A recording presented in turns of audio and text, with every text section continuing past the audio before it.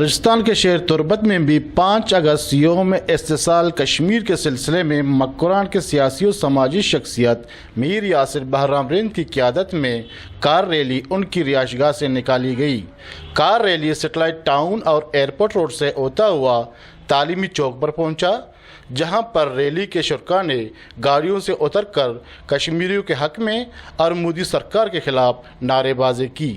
اس موقع پر میر یاسر بہرام رند نے میڈیا نمائندوں سے گفتگو کرتے ہوئے کہا کہ ہمارا آج یہ ریلی کا مقصد یہی ہے کہ کشمیریوں کے ساتھ اظہار یکجہتی کے لیے ہم سب اکٹھے ہوئے ہیں، تو ہمیشہ انشاءاللہ ہم کشمیریوں کے ساتھ ہیں۔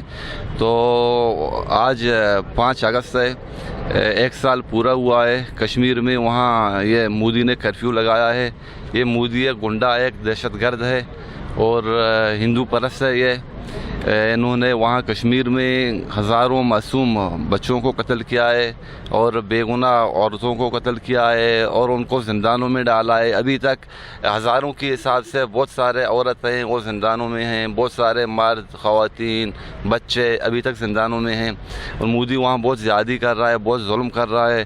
اور ہم حیران ہیں کہ اقوام متحدہ بھی اندھا ہے، ان کو بھی نظر نہیں آ رہا ہے کہ کشمیر میں وہاں کیا ہو رہا ہے۔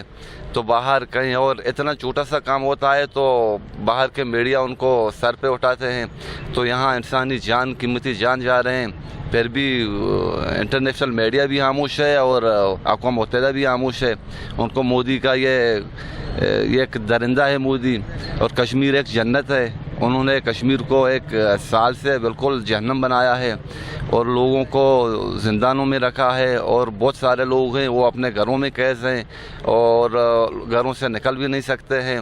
تو انشاءاللہ ہم مودی کو جواب دیں گے، اور مودی کو بھی پتہ ہے کہ 1 سال سے انہوں نے اپنا پورا زور لگایا ہے، کہ ان کو بھی پتہ ہے کہ اس کا کچھ نہیں چلنے والا۔ 1 سال پورا ہوا ہے، پھر بھی لوگوں کا حوصلہ نہیں ٹوٹا ہے، اور ہم پاکستانی عوام، ہم پاکستانی افواج انشاءاللہ ہم کشمیریوں کے ساتھ ہیں۔ کشمیر یہ نہ سمجھے کہ وہ تانا ہے، انشاءاللہ ہم ہر پریشانی میں، دکھ میں، غم میں، خوشی میں، ہر کام میں انشاءاللہ ہم ان کے ساتھ ہیں۔ انہوں نے مزید کہا کہ گزشتہ 1 سال سے بھارت نے کشمیری مسلمانوں کو پابند سلاسل کر کے گھروں میں بند کر دیا ہے اور کشمیر کو ان کے لیے جہنم بنا دیا ہے۔ اس سلسلے میں عالمی میڈیا اور اقوام متحدہ کی خاموشی سمجھ سے بالاتر ہے۔